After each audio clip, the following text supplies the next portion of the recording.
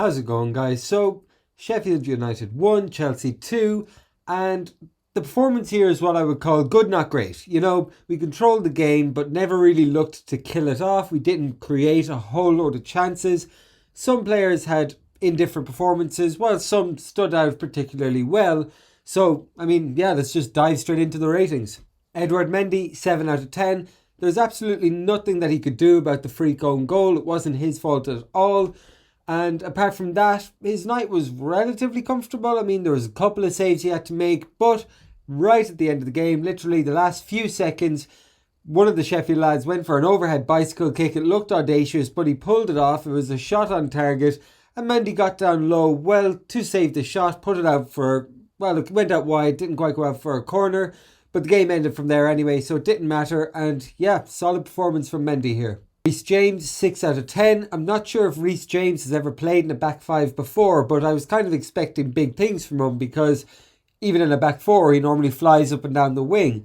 But in the back five, he just didn't seem to be putting in as many crosses, getting into as many dangerous positions as I would have liked from him. Don't get me wrong, we controlled the game and he did live in the Sheffield United half. But I was expecting him to be making overlapping run after overlapping run, really putting the pressure on their defence, getting in behind, getting to the byline. And it just didn't happen from him. That being said, he didn't actually have anything that I would call a bad performance here. So I'm happy to give him a solid 6. Cesar Azpilicueta, 6 out of 10. And just like Reece James, Azpilicueta didn't have a bad game or anything in this one. But he just really wasn't put under a whole lot of pressure. Not too many questions were asked of him. And he just kind of went about his business in the back line. Sheffield, on the rare occasions that they did get an attack off, the defensive challenges or headers seemed to come from other players on the pitch rather than Azpilicueta. He didn't do anything spectacular, at least nothing that's coming to mind for me.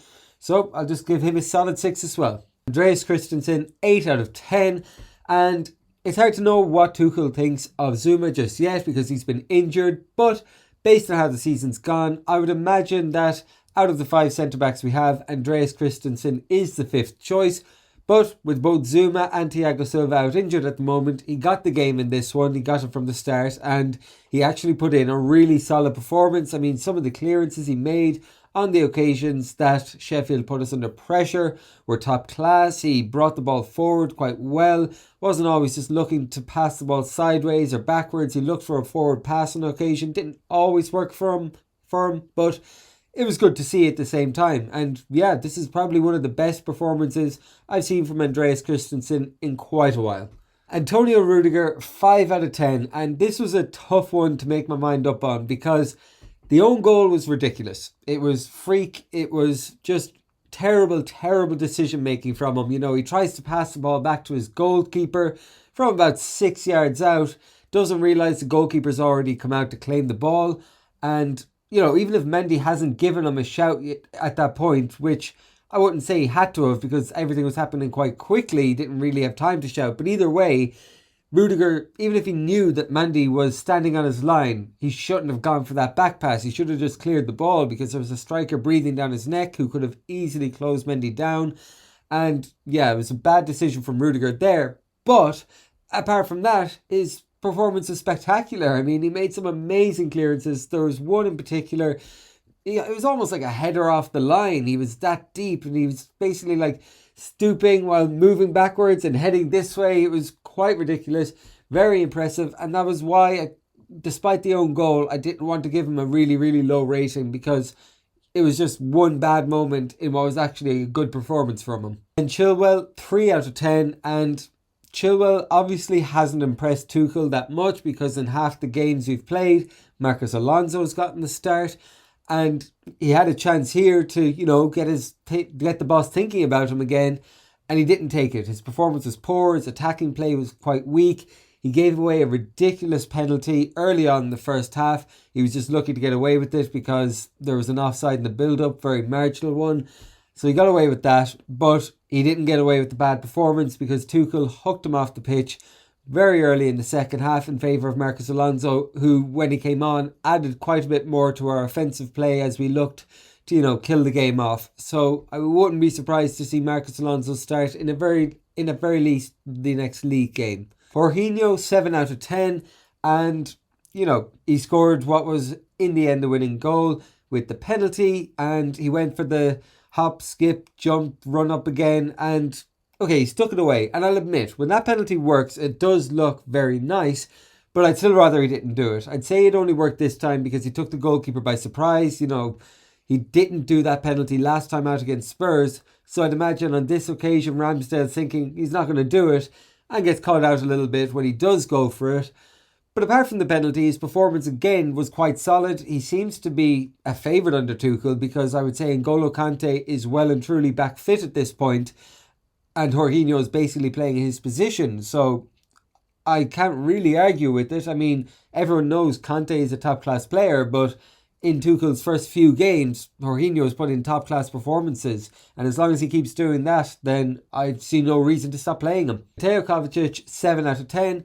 Quite a lot of what Kovacic did in this game was positive. It was good to look at. He got his head down and dribbled a few times, picked some really, really nice passes, stuff you don't always see from him.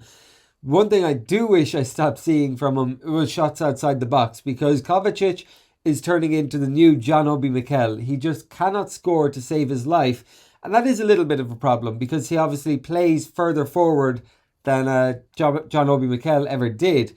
So he gets in the areas to shoot more often, and he doesn't always go for it, but when he does, they tend to end up in row Z. It's not pretty to look at, and yeah, it's something he needs to work on in his game. I'm not saying he needs to stop shooting altogether. If the chance is there, take it, but I just think he needs to maybe devote some more time to actually getting it right, because some of his shots in this game were diabolical. Mason Mount, 8 out of 10. Another fantastic performance from Mount here, something that's just been happening again and again and again and again all season long. But this time he also had a goal to go with the performance, and it was a very Frank Lampard-esque goal. He arrives in the edge of the box in time to just sweep home a finish. He was virtually unmarked. Nobody's able to get the block in. It was a lovely finish on his left foot. And it wasn't the first time in the match that he appeared in that position. There was an opportunity literally minutes before the goal, which is basically the exact same thing, only this time a defender managed to get a block on the shot. But if Mount is looking to mould his game into what Frank Lampard's was, then he's doing a good job at it, because, that's his, third goal of the season, which isn't spectacular numbers, but it's only recently that he's actually started to add goals to his game, and he's also gotten a few in the cup and whatnot. So I would say that, he's still young. Give him a few more years, maybe wait till he turns 25, 26, and he really could be the next Frank Lampard for us in the midfield area. Timo Werner, 8 out of 10, and yes, he didn't score again in this one, but this is probably the best I've seen him play since that game against Southampton, where he got the 2 goals and the assist as well, and he looks so much more up for it now. Towards the end of the Lampard era, his head was down. He looked like he just didn't really want to be playing. That's not the case anymore. He's lively, he's running at people, he's picking up the ball in good positions, making fantastic forward runs. And his assist for Mason Mount was lovely. It was something that's clearly been worked on in the training ground. Graham Souness called him out for getting lucky. He didn't know where Mount was. I call bullshit on that. That's definitely something that's been worked on. Just get to the byline, cut it back, Mount would be there. And on top of that, there was the penalty that he won. Now, I do wish that he just rounded the keeper and scored himself, because that would do his confidence the world of good. And I think that he maybe could have done that, and there's a chance he took the safer option by just playing for the penalty. But at the end of the day, we got the winning goal out of it, and it was still a major contribution from him. So I'm not going to really complain about that. And yeah, overall, this is just a really top-class performance in this game. Olivier Giroud, 3 out of 10. It pains me to say it, but I actually had to stop and think before making this video and say Giroud was the 11th player, wasn't he? Because he didn't do a whole lot in this game. Some of his hold-up play was okay. He brought people into the game on occasion, but he did lose the ball quite a bit as well. And there was other occasions where he took the ball down, he had runners either side of him, maybe a midfield man close to him, and he played a pass all the way back to one of our centre-backs, which completely slowed everything down, pretty much negated the fact that we had just skipped the midfield by getting the ball into him early. And he didn't have a whole lot of chances on goal, which, isn't necessarily entirely his fault. He can't do all that by himself. But for a striker, you kind of look at things like that when you're coming up with a rating for him. He didn't do that. he didn't do his usual hold-up play as good as he usually does, and so it's just very hard to give him a good rating. Anyway, lads, that's it from this one. Yes, the performance was far from vintage, but it was good enough to get us to 3 points, and right now that's all that matters, because it's thrown us right back into this race for top 4. I mean, I did say it, we were in 9th, but all we needed was a couple of games, a couple of wins in a row. We are right back in it. That's exactly what's happened. We're only a point behind Liverpool in 4th now. We've overtaken, Everton and Tottenham and West Ham. Pretty much left all of them in our dust.